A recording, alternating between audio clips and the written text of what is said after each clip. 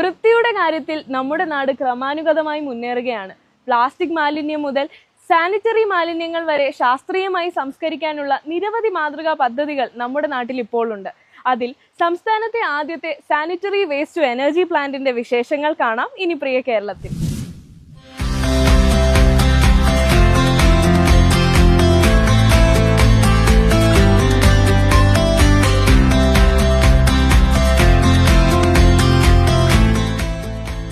ഇച്ഛാശക്തിയോടെയുള്ള പ്രവർത്തനങ്ങളിലൂടെയും സുശക്തമായ കർമ്മ പദ്ധതികളിലൂടെയും നിരന്തരമായ പ്രചാരണ പരിപാടികളിലൂടെയും സമ്പൂർണ്ണ വൃത്തിയുള്ള നാടായി കേരളം മാറിക്കഴിഞ്ഞിരിക്കുന്നു.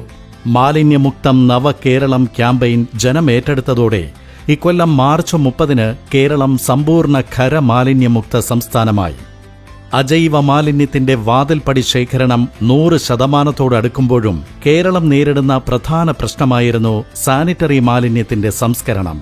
ഇപ്പോൾ ആ പ്രശ്നത്തിനും പരിഹാരമാവുകയാണ്.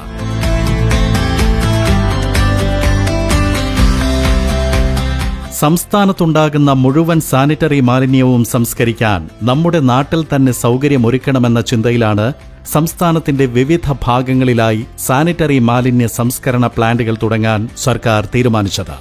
സ്ത്രീകളും കിടപ്പ് രോഗികളും കുട്ടികളുമെല്ലാമുള്ള കുടുംബങ്ങൾ നേരിടുന്ന ഗൗരവമേറിയ പ്രശ്നമാണ് സാനിറ്ററി പാഡുകൾ, ഡയപ്പറുകൾ എന്നിവയുടെ സംസ്കരണം.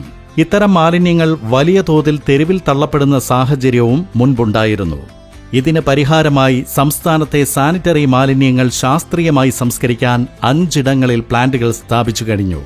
ഇതിൽ ആദ്യ sanitary waste to energy plant Varkala നഗരസഭയിൽ വിജയകരമായി പ്രവർത്തനം തുടരുകയാണ്.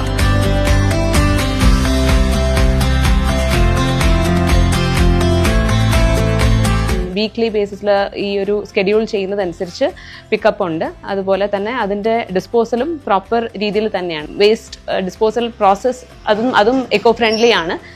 നമുക്കല്ലാതെ നമ്മളിപ്പം ബേൺ ചെയ്യുന്നതൊക്കെ ടോക്സിക് എഫക്റ്റ് ഉണ്ടാക്കുന്ന, എൻവയോൺമെന്റൽ ഹസാർഡ്സ് ഉണ്ടാക്കുന്ന ഒരു പ്രോബ്ലം അത് സോൾവ് ചെയ്യാൻ മേജർലി അവരെ ഹെൽപ്പ് ചെയ്യുന്നുണ്ട്. പിന്നെ ഞങ്ങൾക്ക് പിക്കപ്പ് ആൻഡ് ഡ്രോപ്പ് അങ്ങനത്തെ ഒരു പിക്കപ്പ് കൃത്യമായിട്ട് ഞങ്ങൾ സ്കെഡ്യൂൾ ചെയ്യുന്ന ടൈമിൽ തന്നെ പിക്കപ്പ് ചെയ്യുന്നുണ്ട്. അപ്പം ഞങ്ങൾക്ക് അങ്ങനത്തെ ഒരു ഹാസിൽ ഫ്രീ ആയിട്ടുള്ള ഒരു പ്രോസസ്സ് ഞങ്ങൾക്ക് നടക്കുന്നുണ്ട് ഇതിലൂടെ. ഗാർഹിക ബയോമെഡിക്കൽ സാനിറ്ററി മാലിന്യങ്ങളുടെ ശാസ്ത്രീയമായ സംസ്കരണമാണ് വർക്കല നഗരസഭയിൽ സാധ്യമായിരിക്കുന്നത്. വർക്കല കണ്വാശ്രമം മാലിന്യ സംസ്കരണ പ്ലാന്റിന് സമീപം നഗരസഭയുടെ ഭൂമിയിലാണ് പ്ലാന്റ് സ്ഥിതി ചെയ്യുന്നത്. സംസ്ഥാന മലിനീകരണ നിയന്ത്രണ ബോർഡിന്റെ അനുമതിയോടെ 1.5 കോടി രൂപ ചിലവഴിച്ചാണ് പ്ലാന്റ് സ്ഥാപിച്ചത്. ഇതുവഴി ഡയപ്പറുകൾ, സാനിറ്ററി പാഡുകൾ, പുനരുപയോഗ സാധ്യമല്ലാത്ത തുണികൾ, മുടി എന്നിവ ശാസ്ത്രീയമായി നിർമ്മാർജ്ജനം ചെയ്യാൻ കഴിയുന്നു. പ്രതിദിനം 5 ടൺ മാലിന്യം സംസ്കരിക്കാൻ ശേഷിയുള്ള പ്ലാന്റാണിത്.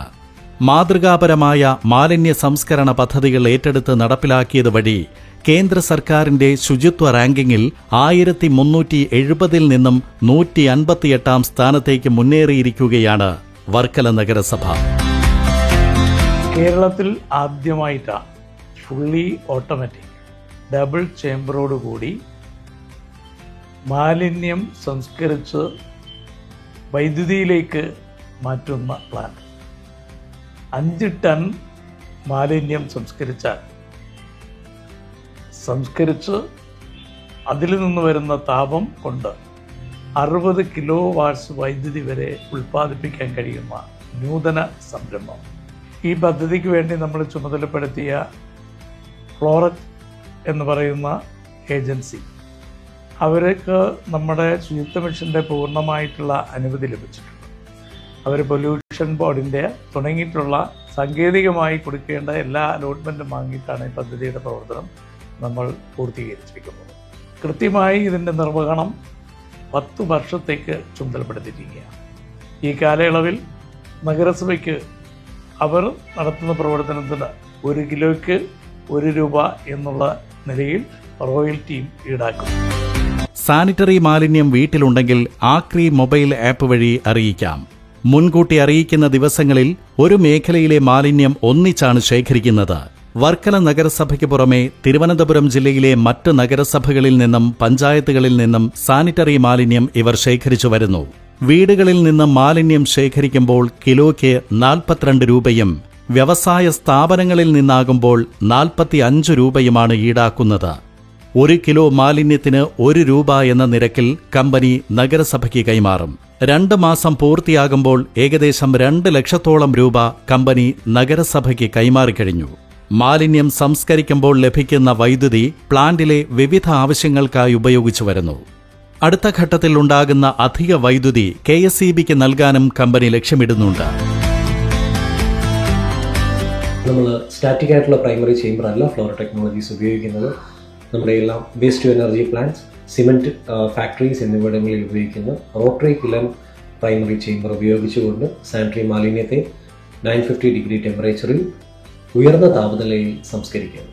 തുടർന്ന് ഇപ്രകാരം സംസ്കരിക്കുമ്പോൾ ഉണ്ടാകുന്ന പുകയെ നമ്മൾ സെക്കൻഡറി ചേംബറിലേക്ക് ശേഖരിച്ച് 1200 ഡിഗ്രി താപനിലയിൽ വീണ്ടും റീഫയർ ചെയ്ത് പുകയിൽ അടങ്ങിയിരിക്കുന്ന മറ്റു മാലിന്യങ്ങളെ നിർമ്മാർജ്ജനം ചെയ്ത ശേഷം അത് സെക്കൻഡറി ചേംബറിൽ നിന്നും പുറന്തള്ളപ്പെടുന്ന പുകയെ ശേഖരിച്ച് സൈക്ലോൺ സെപ്പറേറ്റർ, തുടർന്ന് എയർ പൊല്യൂഷൻ കൺട്രോൾ ഡിവൈസസ് എന്നിവ വഴി കടത്തിവിട്ട് നമ്മൾ 30 മീറ്റർ സ്റ്റാക്കിലൂടെയാണ് പുകയെ അന്തരീക്ഷത്തിലേക്ക് കടത്തിവിടുന്നത്.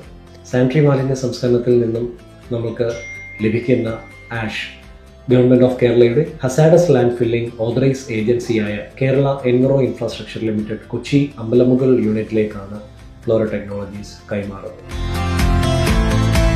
തൃശൂർ കോർപ്പറേഷൻ, പാലക്കാട് നഗരസഭ, തൃശൂർ ജില്ലയിലെ എളവള്ളി, കൊരട്ടി ഗ്രാമപഞ്ചായത്തുകൾ എന്നിവിടങ്ങളിലും സാനിറ്ററി മാലിന്യ സംസ്കരണത്തിനായി ഡബിൾ ചേംബർ ഇൻസിനറേറ്ററുകൾ ഇതിനകം സ്ഥാപിച്ചു കഴിഞ്ഞു.